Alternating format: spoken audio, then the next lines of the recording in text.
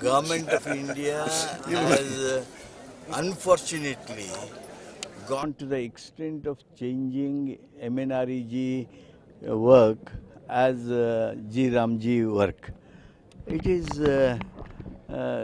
too low taste action.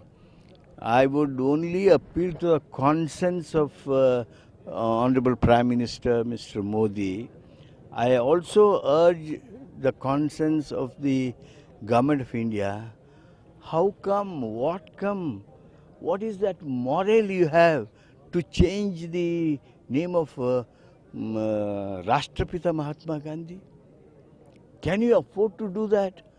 Unless you are not having patriotism, this type of thing should not happen. Be patriot. Be grateful to those who have got us the freedom. Work towards doing something better. By this, you have shown what type of men you are. You may be in power, but that will not last long. What is required is the righteousness, the moral, the conscience.